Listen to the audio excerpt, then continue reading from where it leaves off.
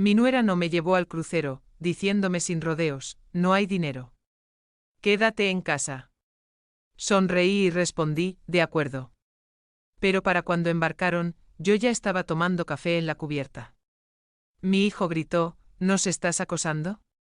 Lárgate de aquí, loca. Entonces el capitán se acercó y dijo algo que los hizo palidecer y caer de rodillas. Amigos, antes de comenzar esta historia, les pido un pequeño favor. Suscríbanse al canal, denle a me gusta y díganos en los comentarios desde qué ciudad nos escuchan. Su apoyo ayuda a que historias como esta lleguen a más gente. Disfruten. La cocina olía a cebollas y pimientos guisados. Era un aroma familiar y reconfortante. Uno que siempre me recordaba a tiempos más sencillos y con la mesa más llena. Volteé las hamburguesas en la sartén, intentando no pensar en que probablemente volvería a cenar sola. Mi mundo se había reducido al tamaño de la cochera, una pequeña casita de huéspedes separada de la enorme finca que había construido décadas atrás. 10 años atrás, tras el fallecimiento de mi esposo, le cedí todo a Taborius. Eres un hombre. Ahora eres el cabeza de familia, le dije a mi hijo. Quería que sintiera la responsabilidad de asumir el peso de la vida. Pero en lugar de crecer como un águila, solo desarrolló un apetito insaciable por las exigencias de su esposa Kenyatta. Ahora vivía aquí, intentando pasar desapercibida, como un mueble antiguo demasiado sentimental para tirar, pero que ya no encaja con la decoración. La puerta crujió. Una ráfaga de aire frío otoñal irrumpió en la calidez de la cocina, seguida por Taborius y Kenyatta. Parecían tensos. Taborius evitaba mi mirada jugueteando con el botón de su chaqueta, mientras que Kenyatta, por otro lado, se comportaba con una exagerada solemnidad. Arrojó su gabardina sobre una silla sin siquiera saludar y suspiró pesadamente, como si cargara con el peso de todos sus ancestros. Mamá, tenemos que hablar, comenzó Torius, pero su voz temblaba. Miró a su esposa, buscando apoyo.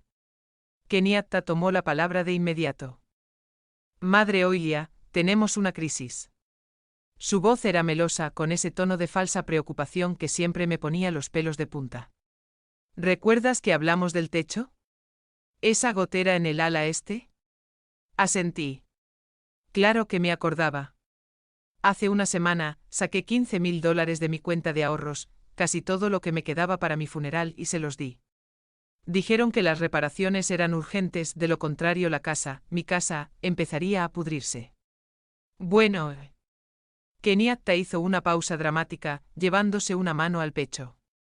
El presupuesto subió. Los contratistas abrieron el techo y hay moho negro. Las vigas están podridas.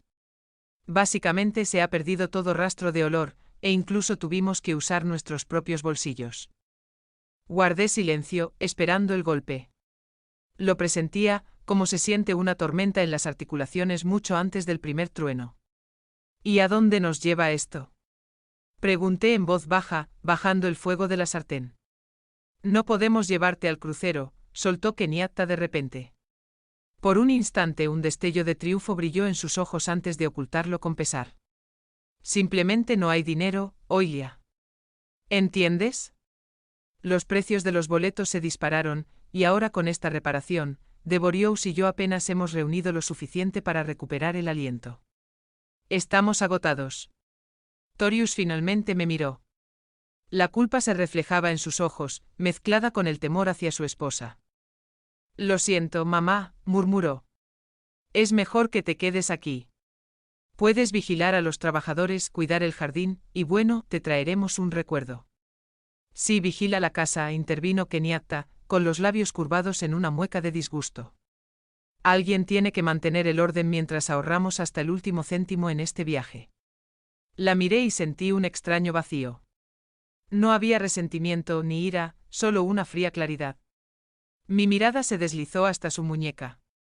Kenyatta se acomodó el pelo y la manga de su blusa caoba oscura se deslizó hacia abajo.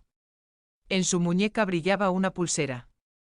Un fino hilo de oro blanco con diamantes. Una pulsera de tenis.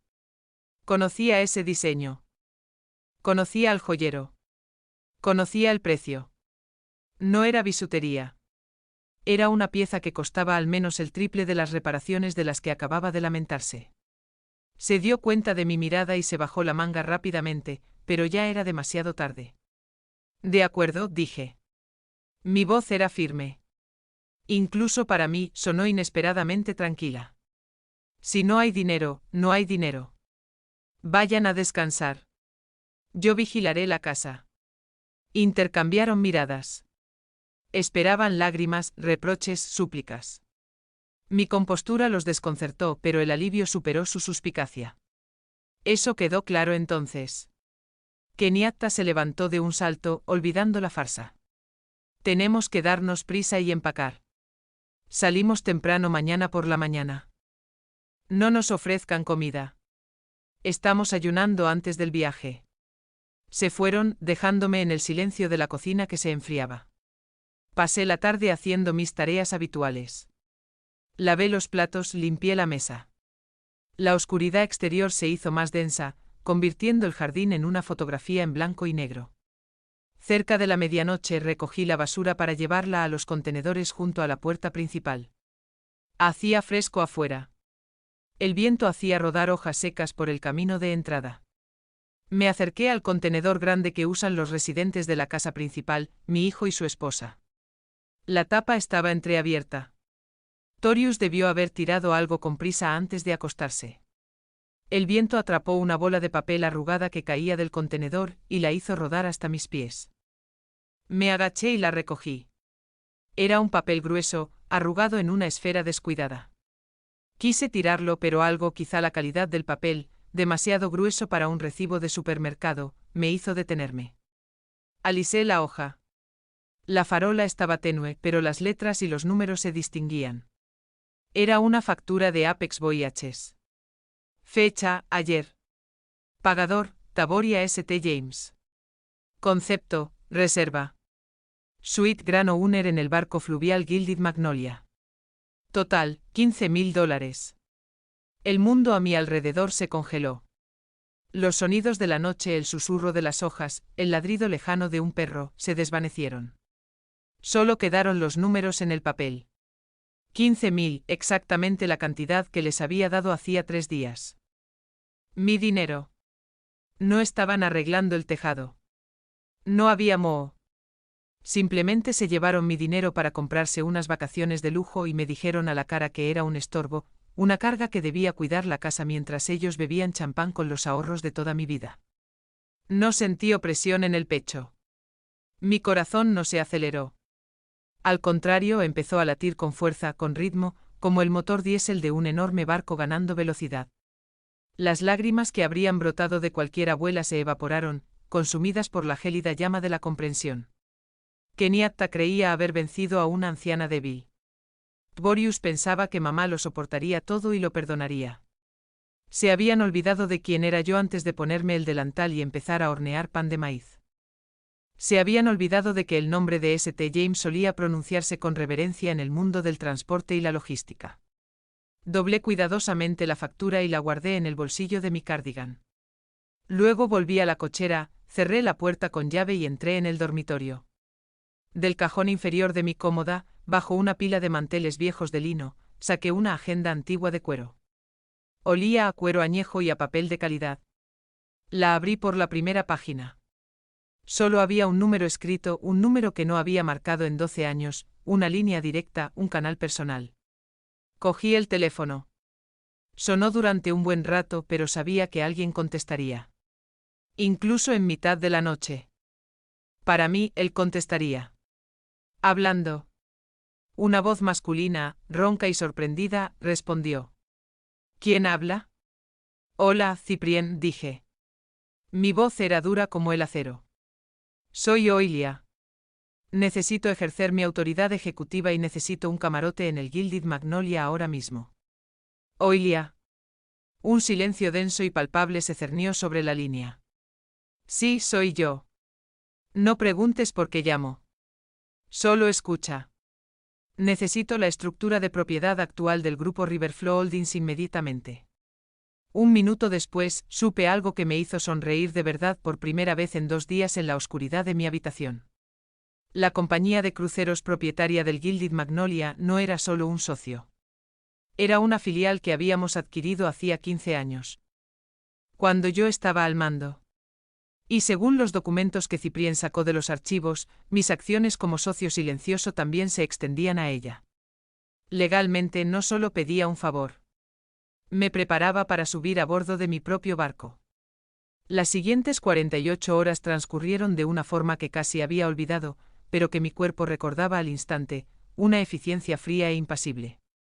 Mientras Taborius y Kenyatta corrían por la casa discutiendo sobre qué maletas llevar, yo libraba una batalla telefónica, encerrada en el baño con el agua corriendo para protegerme. Mi abogado, un viejo amigo llamado Solomon, con una voz tan crujiente como una rueda de carro sin engrasar, intentó al principio disuadirme de tomar medidas drásticas. Pero cuando le expliqué la situación, se limitó a reírse entre dientes. Oilia, siempre has sabido jugar a largo plazo. Como quieras. Prepararé los papeles para transferir el control operativo durante la travesía. Se notificará al capitán Thaddeus. ¿Thaddeus? Emmerick Thaddeus. Lo recordaba como un joven primer oficial, honesto, recto como una roca. Eso jugaba a mi favor. Entre llamada y llamada, hacía la maleta. Abrí el armario de cedro del fondo, cuya llave colgaba de mi cuello junto con mi crucifijo. Allí, en bolsas de lona gruesa, colgaba mi vida pasada. Ropa que Kenyatta jamás había visto, pues de lo contrario la habría vendido o robado hacía mucho. Saqué un traje pantalón de lino color crema. Tela italiana, de corte impecable. Un pañuelo de seda con un estampado abstracto en tonos terracota y dorado. Nada de batas ni pantuflas gastadas. Si iba a la guerra, iría de gala. La mañana de su partida, reinaba el caos en la casa principal. Kenyatta le gritaba a Taborus por un neceser olvidado.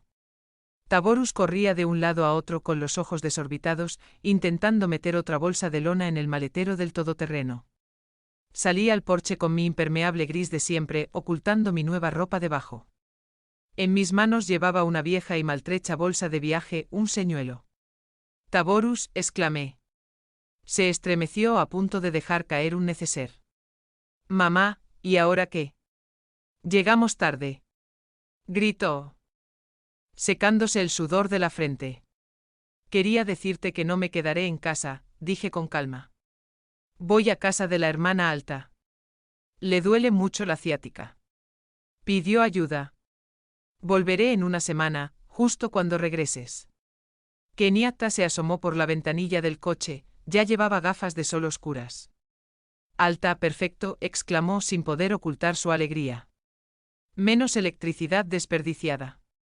Dejen las llaves con el vecino. Bien, nos vamos. Tabororius, sube ya.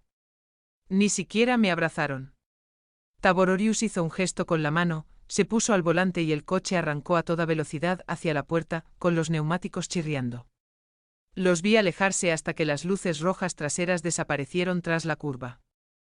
Buen viaje, susurré al vacío. Exactamente 30 minutos después, una limusina negra se detuvo frente a mi puerta, la grava crujiendo suavemente. Un chofer con gorra salió, me abrió la puerta e inclinó la cabeza respetuosamente. Señora St. James, estamos listos. El capitán Thaddeus lo espera. Me deslicé en el suave cuero del asiento trasero. El impermeable gris cayó al suelo. Me puse las gafas de sol oscuras, me ajusté el pañuelo de seda al cuello y miré por el retrovisor. En mi mirada no había un jubilado al que se pudiera engañar y abandonar. En mi mirada estaba el jefe. El trayecto hasta el puerto de Nueva Orleans duró 1 hora. Avanzamos rápido, con confianza. Ignorando el tráfico gracias al pase especial en el parabrisas. Al llegar a la terminal fluvial, vi exactamente lo que esperaba. La fila para embarcar era enorme. La gente se empujaba. Niños lloraban. Alguien discutía con seguridad. Calor, humedad, olor a gases de escape. Mi chofer no se puso en la fila general. El coche sorteó la multitud con suavidad y se dirigió hacia una puerta cerrada con un letrero que decía entrada de servicio, solo personal autorizado. El guardia, al ver la matrícula, pulsó un botón al instante y la barrera se levantó. Entramos directamente en el muelle, donde el asfalto se convertía en hormigón hasta la pasarela. Los vi a unos 50 metros, detrás de una valla metálica. separando la zona VIP del resto de la multitud. Torius, sudando profusamente, arrastraba 2 maletas enormes, intentando abrirse paso hasta el mostrador de facturación. Kenyatta estaba cerca, agitando las manos y gritándole a un maletero, quien parecía ignorar su histeria. Daban lástima con su pretensión de lujo pagado con dinero robado. El conductor abrió la puerta. Pisé el muelle de hormigón. El viento del Mississippi me golpeó la cara, húmedo, denso, con olor a libertad y a limo de río. 2 jóvenes miembros de la tripulación, con impecables uniformes blancos, corrieron hacia mí. Señora St. James, dijo uno de ellos, tomando mi pequeño bolso como si fuera una reliquia real. Bienvenida a bordo. El capitán ha ordenado que su equipaje sea llevado a la suite del propietario de inmediato. Síganos, por favor. Me ajusté las gafas y, sin volver la vista hacia la valla donde mi hijo y mi nuera se peleaban por un sitio al sol, salí a la pasarela. Estaban demasiado enfrascados en su pequeño escándalo como para darse cuenta de cómo la sombra de mi limusina se cernía sobre sus sueños. Entré en la suite principal y la puerta se cerró silenciosamente tras de mí, silenciando el bullicio del puerto. Reinaba un silencio absoluto, interrumpido solo por el zumbido apenas audible del aire acondicionado. El espacio era inmenso, un salón con ventanas panorámicas. Un dormitorio con acabados en caoba y una salida privada a una zona apartada de la terraza. Pero no me interesaban los interiores que había aprobado de los catálogos hacía 10 años. Me interesaba el gran monitor de pared conectado al sistema de seguridad interno. Pulsé un botón del mando a distancia. La pantalla se iluminó, dividiéndose en varios sectores. La cámara de la terraza. Un pasillo mostraba exactamente lo que esperaba. Taborius y Kenyatta caminaban por el pasillo alfombrado, mirando a su alrededor como niños en una juguetería. Taborius arrastraba las maletas, jadeando pero sonriendo, mientras Kenyatta avanzaba con gracia, deslizando los dedos por las barandillas pulidas. Se detuvieron ante la puerta del camarote 404, la suite diamante, la misma que yo había pagado, creyendo que así salvaba el techo de nuestra casa. Entraron.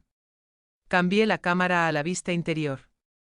Sí, las suites tenían cámaras discretas en las esquinas del techo para la seguridad de los huéspedes y la resolución de disputas. El audio era nítido. Dios mío, Torius, exclamó Kenyatta, lanzando su bolso sobre la enorme cama cubierta de sábanas blancas como la nieve. Mira este balcón. Mira este baño. Dio una vuelta por la habitación.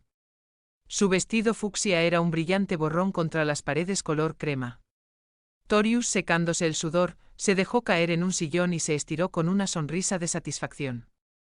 ¿Y bien, valió la pena?, preguntó, mirando a su esposa con adoración. Por supuesto que sí. Kenyatta corrió hacia la mesa donde una botella de champán de bienvenida esperaba en una cubitera. Ábrela. Rápido.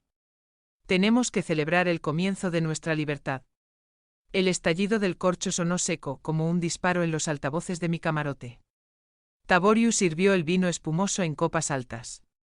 La espuma se derramó goteando sobre la alfombra, pero no les importó. Por nosotros, exclamó Kenyatta, alzando su copa, y por haber escapado por fin de esa cripta. Chocaron las copas. Taborius dio un buen trago y soltó una risita. Miren, me sentí un poco incómodo cuando nos fuimos. Mamá estaba ahí parada con esa vieja bolsa de la compra. Kenyatta resopló con el rostro contraído en una mueca de desprecio. Dejó la copa y se encorvó arrastrando los pies, imitando un andar tambaleante. Su voz cambió, ronca y lastimera.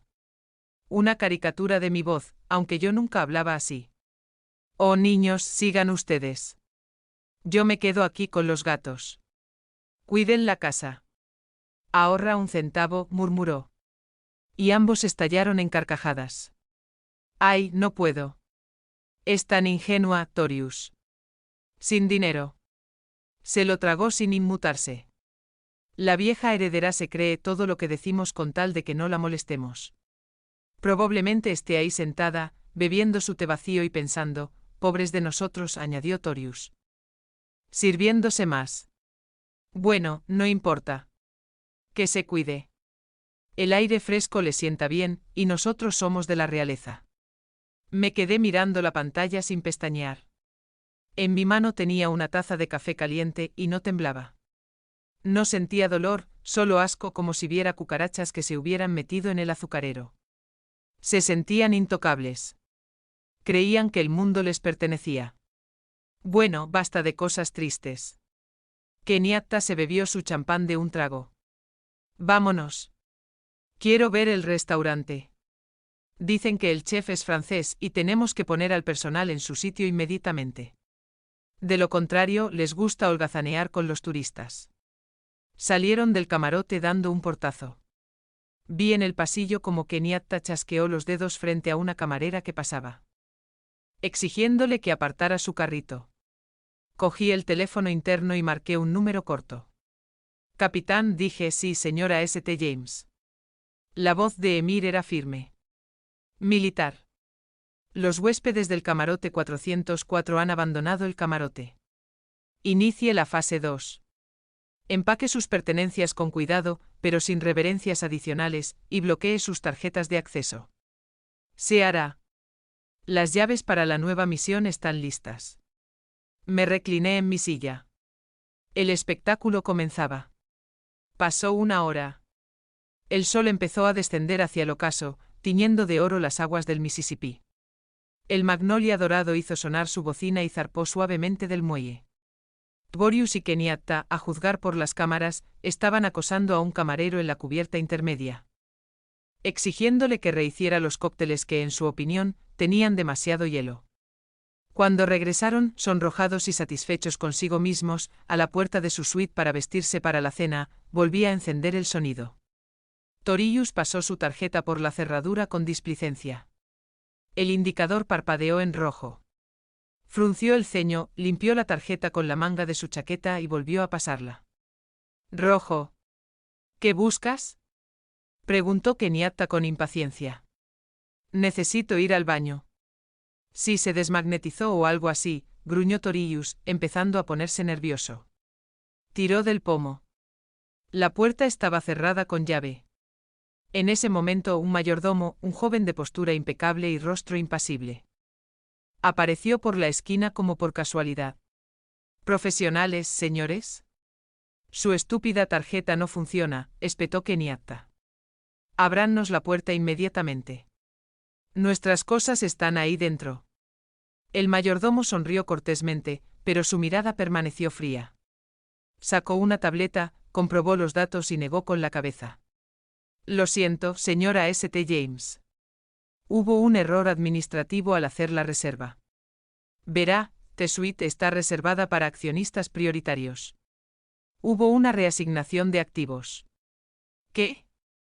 Los ojos de Tiberius se abrieron desmesuradamente. ¿Qué activos? Pagamos 15.000. Este es nuestro camarote. Lamentablemente el sistema anuló su estancia en esta categoría. El camarero continuó imperturbable. Sus pertenencias ya han sido trasladadas a un camarote que corresponde a su estatus actual de lealtad confirmada. Le entregó a Tiberius 2 llaves mecánicas comunes con pesadas placas de latón. En ellas estaba grabado el número 0012. ¿Dónde está eso?, preguntó Kenyatta con suspicacia, sin tomar la llave. Cubierta inferior, señora. Sector de popa, junto al bloque de máquinas. Está bromeando, gritó tan fuerte que el eco resonó por el pasillo. En el BGE. ¿Quiere meternos en el BGE? Voy a quejarme. ¿Dónde está el gerente? ¿Dónde está el capitán? La oficina de administración se encuentra en la cubierta superior, en la zona VIP. Respondió el camarero con calma, señalando las escaleras. Pero me temo que la decisión es definitiva. Kenyatta le arrebató las llaves al mayordomo y se las arrojó a Tiberius. Vámonos, siseó, agarrando a su marido del codo. Vamos a desmantelar esta banda de pacotilla. Los demandaré. Terminarán arrastrándose. Se dieron la vuelta y, dando pisotones como elefantes, corrieron hacia las escaleras que conducían a la cubierta superior, donde yo, sentada en un cómodo sillón, disfrutando de la puesta de sol y el silencio, los esperaba. Me ajusté las gafas, abrí un libro de poesía francesa y tomé un sorbo de espresso. Los pasos en las escaleras resonaron con más fuerza.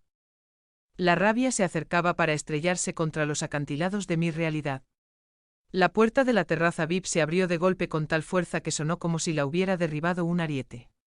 El golpe del metal contra el tope magnético hizo que las gaviotas que sobrevolaban perezosamente la popa se dispersaran asustadas. Ni siquiera me inmuté, simplemente pasé la página con cuidado, disfrutando del crujido del papel grueso, y me llevé la taza de porcelana a los labios. ¿Dónde está ese maldito gerente? La voz chillona de Kenyatta rasgó el aire del río, destruyendo la armonía del viento y las olas. Exijo que alguien venga aquí inmediatamente. Pagamos, repitió Torius. Sin aliento por la carrera. No tienen derecho a tratarnos así. Irrumpieron en la cubierta, listos para destrozar todo. Sus ojos buscaban febrilmente una víctima, alguien con uniforme sobre quien vomitar su veneno. Pero la cubierta estaba vacía. Solo yo sentada en la mesa central bajo un toldo de lona, y un camarero inmóvil a una distancia respetuosa, con una cafetera de plata. Se quedaron paralizados. Al principio solo vieron una silueta. Una mujer con un impecable traje de lino blanco, un sombrero de ala ancha y enormes gafas oscuras que le ocultaban la mitad del rostro. Una mujer que irradiaba paz, y esa confianza relajada tan propia de la gente con mucho dinero. Kenyatta dio un paso al frente, abriendo la boca para seguir gritando, pero las palabras se le atascaron en la garganta. Entrecerró los ojos. Me quité lentamente las gafas y las miré. El silencio que reinaba en la cubierta era más ensordecedor que cualquier grito. Mamá. Taborius exhaló con el rostro desencajado y la mandíbula desencajada, como un pez fuera del agua. Kenyatta palideció y se puso roja, con manchas de ira en el cuello. Tú, chilló. Y en ese sonido había tanta incredulidad como rabia. ¿Qué haces aquí? Dejé las gafas con cuidado sobre la mesa, junto al libro, y miré el reloj. Estaba tomando café, Kenyatta, y disfrutando de las vistas hasta que llegaste y las arruinaste con tus gritos. Taborius se acercó a mí, apretando los puños. Su miedo se transformó en agresión. La reacción defensiva de un hombre débil, acorralado por sus propios delirios. ¿Nos estás acosando?, gritó, escupiendo levemente. ¿Te has vuelto completamente loca, vieja? Lárgate de aquí, acosadora desquiciada. ¿Cómo has llegado hasta aquí? ¿A costa de quién? Es nuestro dinero. Kenyatta lo comprendió de repente. Se abalanzó sobre la mesa, con los ojos brillando con una mirada fanática. Nos robaste el dinero. No pagaste la reparación. Compraste un boleto para arruinarnos las vacaciones. Era mi dinero, Kenyatta, respondí con calma sin alzar la voz. El dinero que ahorré durante años. Que ustedes dos me robaron con la excusa de las vigas podridas. Bruja. Kenyatta perdió el control. Se abalanzó sobre la mesa, intentando agarrarme por la solapa de la chaqueta para sacarme de la silla. Fuera de aquí. Seguridad. Fuera con este tipo. Sus dedos con uñas largas y afiladas casi rozaron la tela de mi traje cuando una voz como la bocina de un barco resonó en el aire. Quiten las manos. No fue un grito. Fue una orden dada en un tono que no admitía demora. Kenyatta retrocedió como si la hubiera electrocutado. Taborius se escondió entre los hombros. Desde las puertas del puente apareció el capitán Emertadius con su uniforme de gala, galones dorados en las mangas y gorra de plato. Parecía un acantilado. Detrás de él había dos fornidos agentes de seguridad. Thaddeus pasó junto al paralizado Taborius sin siquiera mirarlo y se interpuso entre Kenyatta y yo. Su sombra cubrió por completo a mi nuera.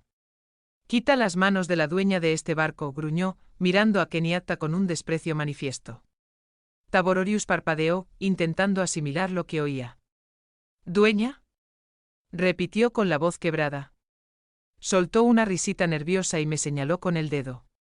Capitán, se equivoca. Es mi madre. Es pensionista. Vive en una casa de huéspedes.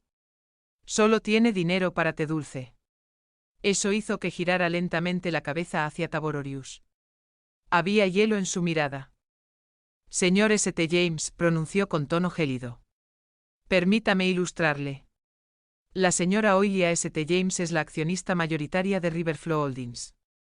Es dueña de esta naviera, de ese puerto de allá y de este barco fluvial que va de Kiel a Stack. Tabororius se tambaleó.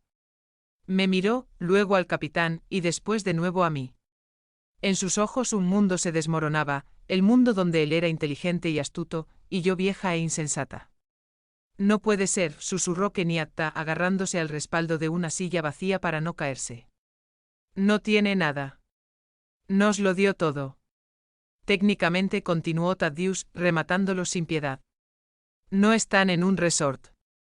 Están en la sala de estar de Madame Oiliai. A juzgar por su comportamiento son invitados no deseados que además han cometido un acto de agresión e intrusión en una zona privada. Observé cómo comprendía el significado de sus palabras. No solo la riqueza, sino el hecho de que le habían robado 15.000 a una persona que controlaba millones. Le robaron unas monedas a un dragón al que confundieron con un lagarto. Mamá, jadeó Torius. Sus piernas cedieron. No se sentó. Se desplomó. Sus rodillas golpearon la cubierta de teca con un ruido sordo. Kenyatta se desplomó a su lado. Abrió y cerró la boca como un pez, pero no emitió ningún sonido. Su arrogancia, su superioridad, todo se evaporó, dejando solo un terror animal ante la mujer que seguía removiendo tranquilamente su café con una cucharita. Emer, dije en voz baja, sin mirar a la pareja encogida. El café se está enfriando. Siéntense. Tenemos que hablar de la ruta. Sáquenlos de mí. Una vista. Escupí en silencio volviendo a mi taza. Seguridad los levantó por los brazos como sacos de arena. Torius seguía murmurando algo. Sus pies se arrastraban por la cubierta mientras Kenyatta, por el contrario, se había quedado paralizada, convertida en una estatua de horror y desconcierto. No los echaron del barco. Todavía no. Emerge conocía mis intenciones sin palabras. Para ellos, se había preparado una tortura especial. Incertidumbre en un espacio confinado. Los llevaron al camarote 012. Conocía ese camarote. Estaba justo encima del eje de la hélice.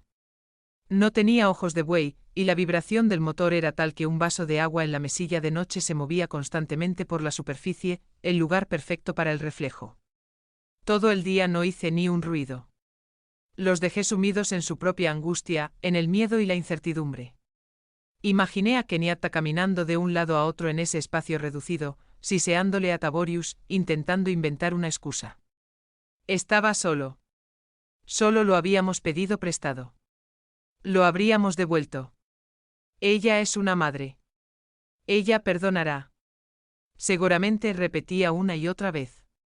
Esperaban que mi corazón maternal, al que habían pisoteado durante tantos años, volviera a mostrar debilidad. A las 8 de la tarde, envié a un mayordomo. Les entregó un sobre de grueso papel crema con letras doradas en relieve, una invitación a cenar. Comedor privado, el Romanov. 8:30 de la tarde. Llegué temprano. La sala era pequeña, íntima, diseñada para negociaciones de alto nivel. Paredes revestidas de roble e iluminación tenue con apliques, pesadas cortinas de terciopelo color verde esmeralda oscuro. Me senté a la cabecera de la mesa. Ante mí había un plato de trucha al horno y una copa de Riesling seco. Exactamente a las 8:30, las puertas se abrieron. Entraron con vacilación. Kenyatta se había puesto un vestido de cóctel negro. Al parecer, decidió que una mirada triste inspiraría lástima. Tabororius llevaba la misma chaqueta, arrugada y patética. Parecían niños de escuela llamados a la oficina del director. La oficina estaba vacía, pero aún brillaba una chispa de esperanza en sus ojos. La esperanza de que yo hubiera actuado como la jefa y ahora nos reconciliaríamos. Mamá, comenzó Taborus, dando un paso cauteloso hacia la mesa. Nos alegra tanto que podamos hablar con calma. Siéntense. Señalé las dos sillas frente a mí. Se sentaron. Kenyatta esbozó una sonrisa de inmediato, aunque le temblaban las comisuras de los labios. Madre Oilia, murmuró nerviosa, rasgando una servilleta. Qué terrible malentendido hoy. Estábamos tan conmocionados. ¿Entiendes? Los nervios, esta reforma. Solo queríamos lo mejor. No queríamos preocuparte con nuestros problemas. Continué en silencio cortando un trozo de pescado. El tintineo de los cubiertos contra la porcelana era el único sonido en la habitación. Esperaron los menús, esperaron a los camareros, esperaron el vino, pero la mesa frente a ellos estaba vacía. Ni tenedores ni vasos, solo madera pulida y una gruesa carpeta de cartón gris en el centro. ¿Dónde está? Taborus miró a su alrededor confundido. No se les servirá la cena, dije. Tomé el tenedor, me sequé los labios con una servilleta y miré a mi hijo. No había calidez en su mirada, solo cansancio. ¿Has comido, Taborius? Llevas 5 años comiendo a mi costa. Creo que estás hasta el cuello. ¿De qué hablas? Preguntó fingiendo no entender, pero sus ojos se dirigieron a la carpeta. Extendí la mano y con un suave roce, empujé la carpeta hacia ellos al otro lado de la mesa. ¡Ábrela! Taborius abrió la carpeta con dedos temblorosos. Kenyatta estiró el cuello examinando los papeles. La primera página era una hoja de cálculo. Números, columnas, fechas, anotaciones con rotulador rojo. Esto no es la factura de un crucero, dije, dando un sorbo de vino. Es una auditoría forense contable. Una auditoría completa de mis cuentas personales y de las cuentas a las que te di acceso mediante un poder notarial. Taborius palideció hasta fundirse con el mantel. Kenyatta tragó saliva con dificultad. ¿Pensabas que no me daba cuenta? Pregunté en voz baja, cada palabra resonaba en mi cabeza. Cayó como una piedra. El recibo de la medicación para la hipertensión, $400, pero se habían retirado 1.500 de la tarjeta. Mamá, los precios subieron. La farmacia está cara. Pero en realidad, la diferencia se fue en las manicuras de Kenyatta. Pasé la página en mi memoria, conociendo el documento al dedillo. Comida. Me trajiste una bolsa de sémola y leche, pero contabilizaste $1.000 a la semana como ayuda para mamá. Incluso pagaste la gasolina de tu todoterreno con mi tarjeta de pensión. Torius, es un error. Mi hijo jadeó pero no se atrevió a levantar la vista. Y ahora la reparación del tejado. Continué sin piedad. 15.000. El colmo de tu avaricia. No solo robaste ese dinero. Lo robaste mirándome a los ojos y contándome cuentos de hadas sobre vigas podridas. Lo robaste sabiendo que eran mis últimos ahorros para imprevistos. Oilia, escucha. Kenyatta gritó, dándose cuenta de que el mundo se le escapaba de las manos. Estaba sola. Queríamos devolverla. Tabororius está teniendo problemas en el trabajo. Apenas lo suficiente. Golpeé la mesa con la palma de la mano. El sonido fue seco y breve. Se estremecieron. No estaba siendo escandalosa. Torius, dije en voz muy baja. Y esa suavidad los aterrorizó más que los gritos. Fui paciente. Esperaba que tu conciencia despertara, que recordaras quién te compró la casa en la que vives, quién pagó tu educación. Esperé a que te conformaras, pero eres insaciable. Cerré los ojos un segundo, despidiéndome de la ilusión de familia que había intentado preservar. Mi paciencia se agotó ayer cuando encontré esa factura en la basura. Asentí hacia la carpeta. Revisa la última página. Notificación bancaria. Hace 1 hora, revoqué todos los poderes notariales. Tus tarjetas vinculadas a mis cuentas están bloqueadas. Las cuentas conjuntas están congeladas mientras se investiga el caso de malversación. ¿Malversación? Tabororius me miró con horror. Mamá, vas a presentar cargos. Sus tarjetas personales están actualmente en descubierto, continué, ignorando su pregunta. Límites de crédito impuestos por mi orden como propietario del banco asociado. No tienen ni un centavo, ni siquiera para una botella de agua. Kenyatta se levantó de un salto, volcando su silla. No puede hacernos esto. Somos su familia. Estamos aquí, en medio del río. ¿Cómo vamos a vivir? ¿Cómo vivirían sin mí? Respondí con calma. Con humildad y en voz baja. Pulsé el botón para llamar al personal. La cena ha terminado. Pueden retirarse. Vayan a su camarote. Necesitan dormir. Mañana será un día duro.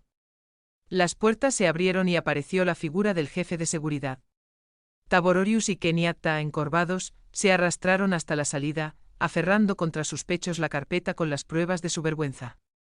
Caminaron hacia la oscuridad de las cubiertas inferiores, y yo me quedé a la luz de las lámparas, solo con el pescado frío y el sabor amargo de la victoria, que sabía a ceniza.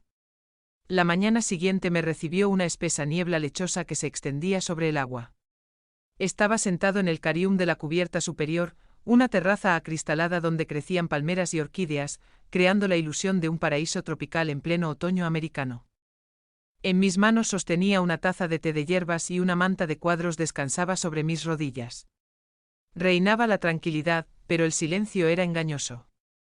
Sabía que varias cubiertas más abajo en el estrecho camarote 012, donde la vibración de la hélice hacía vibrar los huesos, se desataba una tormenta. Seguridad informó que los gritos habían comenzado durante la noche. Las ratas acorraladas siempre empiezan a morderse entre sí. Despojados de dinero, estatus y, lo más importante, de la ilusión de impunidad, Tabororius y Kenyatta, como era de esperar, comenzaron a buscar a quien culpar. Y por supuesto cada uno vio al otro como el culpable. La puerta del salarium crujió suavemente. No me giré y seguí observando cómo la proa del barco fluvial cortaba la gris lámina de agua. Madre Oilia. La voz era baja, temblorosa, empapada en lágrimas. Dejé la taza en el platillo con cuidado. El tintineo de la porcelana sonó extrañamente fuerte. Al girar la cabeza, vi a Kenyatta. Se veía diferente. Su porte seductor había desaparecido. El brillo depredador en sus ojos se había esfumado. Llevaba un sencillo vestido negro. Su cabello estaba recogido en un moño desordenado y su rostro estaba sin maquillaje, lo que solo resaltaba sus ojos rojos e hinchados. Estaba de pie en la entrada, retorciéndose las manos nerviosamente como una colegiala que va a confesar haber roto una ventana. ¿Puedo? Susurró. Le indiqué la silla de mimbre de enfrente. Siéntate, Kenyatta. Se acercó y se sentó en el borde encorvándose, tratando de parecer más pequeña. No pude dormir, comenzó, y una lágrima rodó por su mejilla. Torius se descontroló. Gritaba, culpándome de todo. Sollozó cubriéndose el rostro con las manos. Observé la escena con curiosidad distante, como una espectadora que se sabe la trama de memoria. Oilia, tienes que escucharme. Kenyatta apartó las manos de su rostro y me miró suplicante. No lo sabía. Te lo juro, no sabía la magnitud. Torius siempre decía que era su dinero, que eran bonos, negocios que salían bien. Le creí. Él es el hombre. El proveedor. ¿Cómo iba a saber que le estaba robando a su propia madre? Se inclinó hacia adelante intentando captar mi mirada. Yo también soy una víctima. ¿Entiendes? Me usó. Me obligó a vivir a todo lujo para mantener su imagen. Compra esto, ponte aquello. Tenemos que encajar. Solo quería ser una buena esposa. Y ahora piensas que soy un monstruo. Su voz se quebró en un susurro. Te quiero, mamá. Siempre quise que fuéramos una familia de verdad. Pero Torius me puso en tu contra. Dijo cosas horribles. Nos aisló. Se inventó la historia del tejado. Le dije que no podíamos aceptar hasta el último centavo de mamá. Él se rió y dijo, de todos modos, no lo entenderías. En silencio, tomé la tetera y le serví una taza. El vapor se elevó con olor a hierbas y mentiras. Bebe, dije con voz firme. Tienes la garganta seca de tanto hablar. Kenyatta agarró la taza con ambas manos como una mujer que se ahoga se aferra a una pajita. Gracias. Eres una santa, Oilia. No merezco tu amabilidad. Solo quiero que sepas que lo dejo. En cuanto volvamos, pediré el divorcio. No puedo vivir con un ladrón y un mentiroso. Trabajaré. Devolveré hasta el último centavo. Por favor, no me eches de tu vida. Dame una oportunidad para enmendar mis errores. Me miró con ojos claros y llenos de devoción. Si no la conociera desde hace 10 años, tal vez me lo habría creído. Su actuación fue impecable, la víctima perfecta de un marido tirano. Viendo la luz y arrepentida, tomé un sorbo de mi té sintiendo como el calor me invadía. Eres muy convincente, Kenyatta, dije pensativa, casi con talento. Torious es realmente débil. Es un seguidor. Arcilla en manos de otro. El rostro de Kenyatta se iluminó. Había caído en la trampa. Sí, exactamente. Es débil y caí bajo su influencia. Pero hay un detalle. Dejé la taza sobre la mesa y tomé la tableta que estaba junto a un tazón de galletas. Este barco cuenta con sistemas de seguridad muy modernos, especialmente en los compartimentos inferiores, donde se encuentran las salas de máquinas y los camarotes de la tripulación. ¿Dónde usted se encuentra actualmente? Kenyatta se quedó paralizada. La sonrisa de esperanza comenzó a desvanecerse lentamente de su rostro, dejando al descubierto el miedo. Debido al ruido del motor y a los requisitos del seguro, continué en tono de sermón, deslizando el dedo por la pantalla. La grabación de audio se mantiene activa las 24 horas en esos camarotes en caso de emergencias o conflictos entre pasajeros. Pulsé un icono de archivo. El silencio del jardín de invierno fue interrumpido por una voz aguda e histérica. La voz de Kenyatta, pero no la que estaba sentada frente a mí, la verdadera. La grabación se realizó anoche. Idiota, Taborius. Cobarde. Ni siquiera pudiste mentir bien. Tronó desde los altavoces de la tableta. Entonces se escuchó la voz de mi hijo, lastimera y a la defensiva. Kenyatta, baja la voz. Podrían oírnos. Me da igual. Kenyatta gritó en la grabación. Que nos oigan. En cuanto lleguemos a tierra firme, buscaré abogados. La declararemos incompetente. Claramente tiene demencia senil. Si se cree una magnate, la meteremos en una residencia estatal, la más barata, donde la quebrarán rápido, y venderemos la casa. No voy a perder mi dinero porque le tengas miedo a mamá. Le di a pausa. Las últimas palabras, vieja vaca, quedaron suspendidas en el aire, reflejándose en las paredes de cristal del invernadero. Kenyatta palideció. La sangre se le fue de la cara tan rápido que parecía a punto de desmayarse. Abrió la boca, pero no pudo emitir ningún sonido. Todas sus palabras sobre amor, sacrificio y el monstruo Tabororiu se desvanecieron en un segundo. La miré sin ira, solo con un cansancio infinito. ¿Residencia de ancianos?, pregunté en voz baja. ¿La estatal más barata? Kenyatta empezó a negar con la cabeza, retrocediendo junto con la silla. Las patas de la silla chirriaron contra el suelo. Eso fueron emociones. No lo decía en serio. Solo... Nunca quisiste una suegra, Kenyatta. La interrumpí, cerrando la tapa de la tableta. No querías una familia. Querías un patrocinador. Solo me veías como una cartera con patas que por alguna razón, vivía demasiado tiempo. Me puse de pie. Kenyatta se aferró a la silla como si esperara un golpe. Patrocinio cancelado, declaré. Ve con tu marido. Disfruten de su compañía. No les queda mucho tiempo hasta la llegada. Me giré y caminé hacia la ventana, dejando claro que la reunión había terminado. A mis espaldas, oí una respiración agitada, un sollozo y luego los pasos apresurados de alguien que huía. Fuera del cristal, un bosque dorado se extendía ante mis ojos, pero solo vi el reflejo de mi propio rostro, severo, sereno y, por fin, libre. No más de una hora después de la conversación en el salarium, el silencio de mi biblioteca privada se vio interrumpido por el ruido de una lucha y una respiración agitada.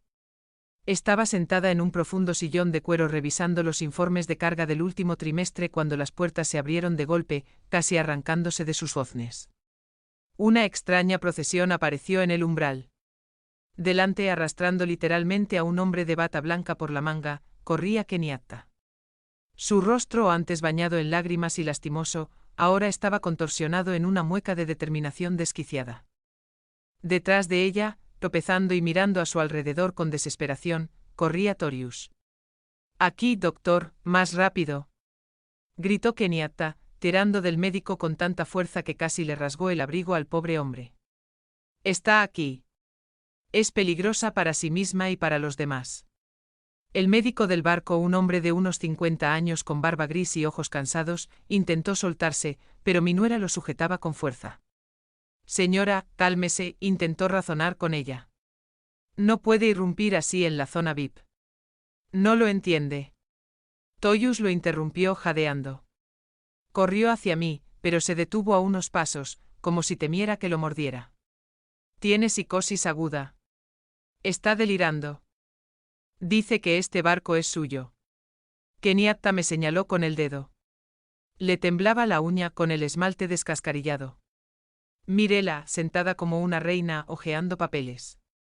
Tiene demencia, doctor. Paranoia progresiva con delirios de grandeza. Nos robó el dinero. Nos encerró en el camarote. Se inventó unas propiedades en el río. Inyéctenle algo. Un sedante. Aliperidol. Lo que sea para que deje de decir tonterías. Me quité lentamente las gafas de lectura y los colocaron encima del informe. Su plan era transparente como el cristal e igual de frágil. Si no podían persuadirme ni intimidarme, solo les quedaba un camino: declararme incapaz. Si un médico documentaba psicosis aguda y delirio, ellos, como familiares más cercanos, obtendrían la tutela temporal. Y eso significaba acceso a las cuentas, firma autorizada y control sobre la anciana desquiciada. Era su última esperanza. Doctor, exijo que documente su estado, continuó Kenyatta, gritando y escupiendo saliva. Necesitamos un informe médico para la tutela. Tenemos que salvar sus bienes antes de que los pierda en un arrebato de locura. Ella no entiende dónde está. El doctor finalmente se soltó de las manos de Kenyatta, que se aferraban con fuerza. Se ajustó la bata, se colocó el estetoscopio alrededor del cuello y dio un paso al frente. Torius lo miró con esperanza. Vamos, doctor. Pregúntele. Pregúntele de quién es esta nave. Lo verá usted mismo. El doctor suspiró profundamente, se quitó las gafas de montura fina y las limpió con un pañuelo que sacó del bolsillo.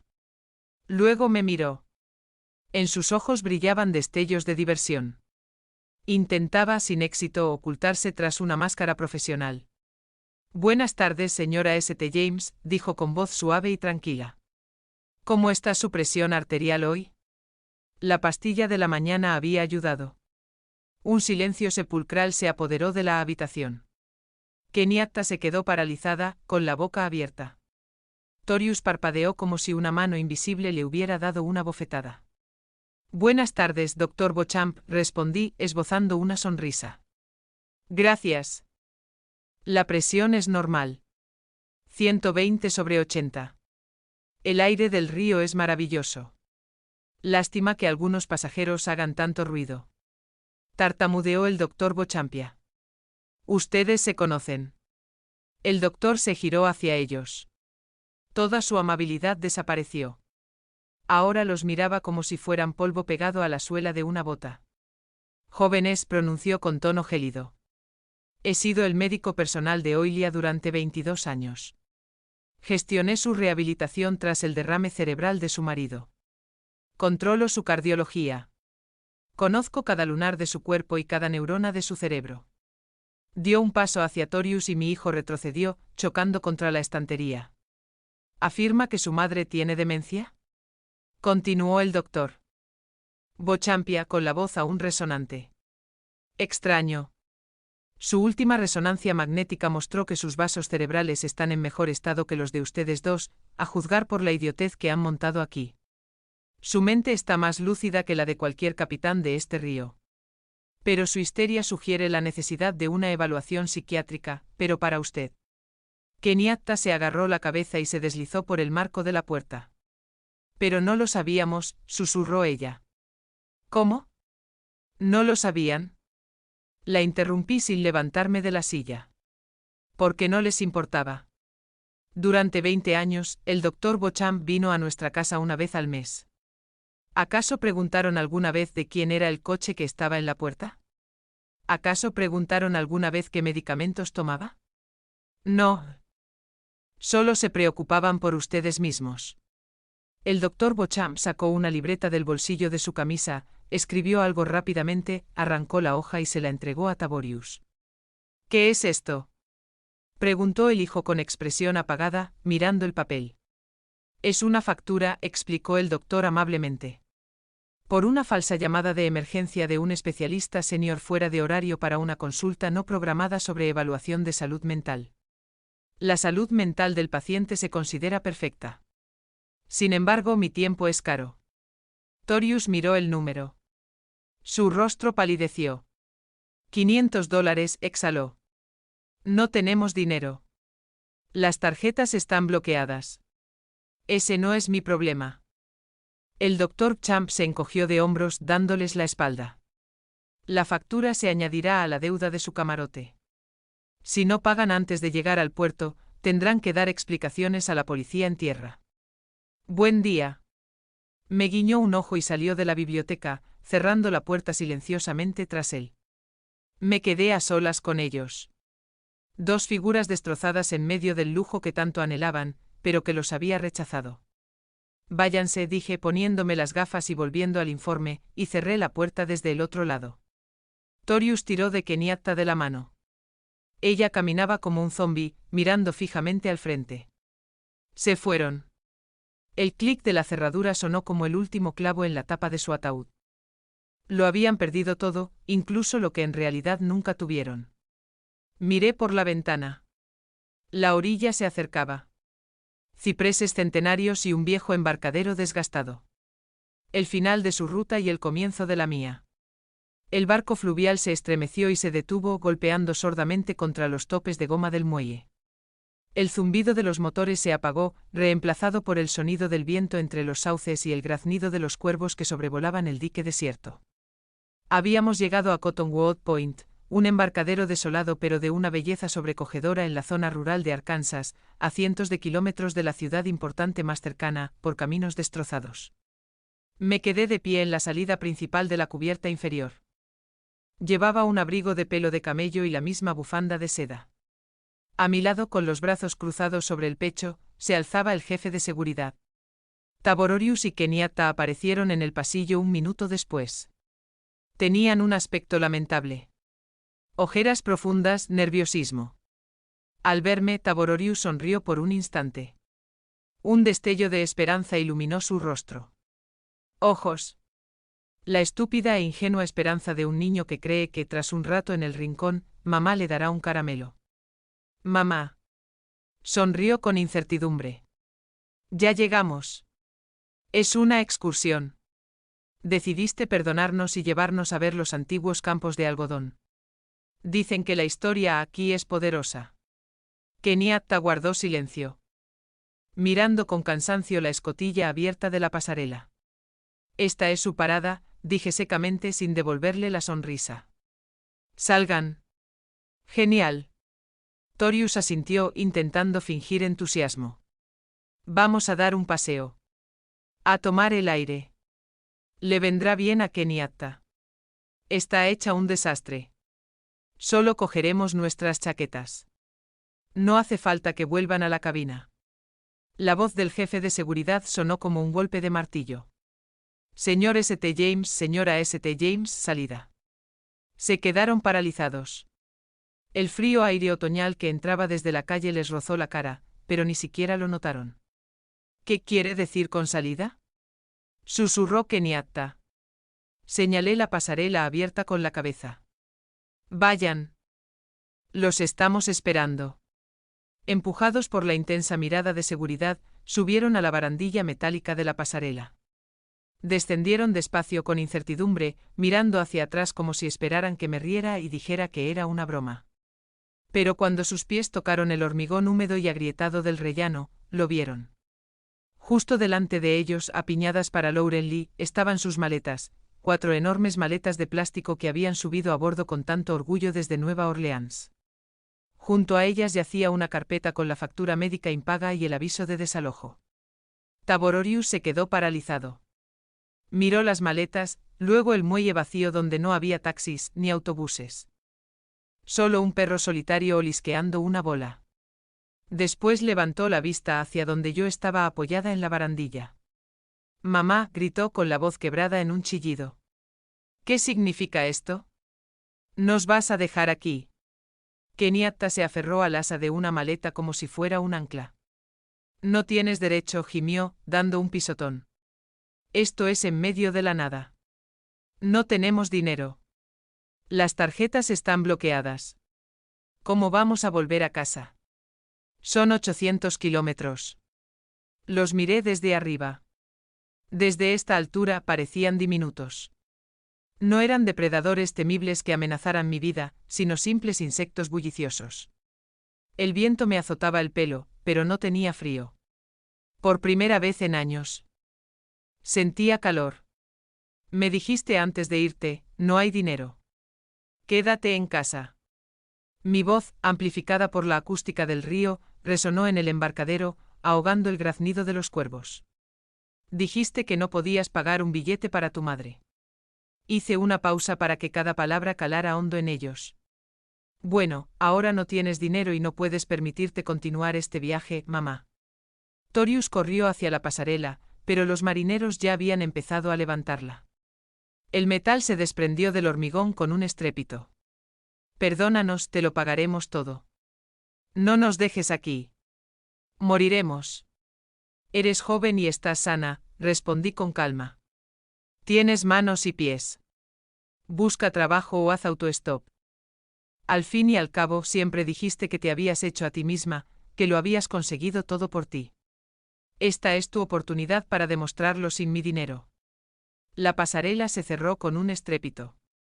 Los motores del Magnolia Dorado rugieron, convirtiendo el agua oscura en espuma. El barco fluvial comenzó a alejarse lentamente del muelle. ¡Para! ¡Para! ¡Vieja bruja!, gritó Kenyatta, dándose cuenta de que suplicar era inútil. Lanzó un zapato al barco, pero solo se hundió en el agua. Te maldigo. Morirás sola. Ni siquiera lo pensé. Sus gritos se fueron apagando, ahogados por la distancia y el sonido del agua. Los vi de pie en el muelle vacío y azotado por el viento. Dos figuras diminutas con un montón de chatarra inservible en un lugar extraño, sin un centavo en los bolsillos. Me alejé de la orilla. El pasado se quedó allí sobre el concreto. Emmerich se acercó. Se quitó la gorra y me miró con curiosidad. Rumbo a Nueva Orleans, señora St. James, retomando el horario previsto. Miré hacia adelante donde el río se ensanchaba, perdiéndose en el horizonte infinito. El cielo se despejaba y los rayos de sol se abrían paso entre las nubes. No, capitán, dije, y las comisuras de mis labios se crisparon. Al diablo con el horario. Respiré hondo. El aire era dulce. Rumbo norte en Emmerich, hasta las cabeceras de Minnesota. Se sorprendió. Pero un destello de aventura brilló en sus ojos. Son otras 2 semanas de navegación. ¿Qué olvidamos allí? Siempre soñé con. Al ver el follaje otoñal en el Alto Mississippi, respondí, dicen que cuando los arces cambian de color, parece un mar de fuego. Lo postergué durante 30 años. Primero el trabajo, luego el marido, luego el hijo, luego los nietos que nunca llegaron. Basta de postergarlo.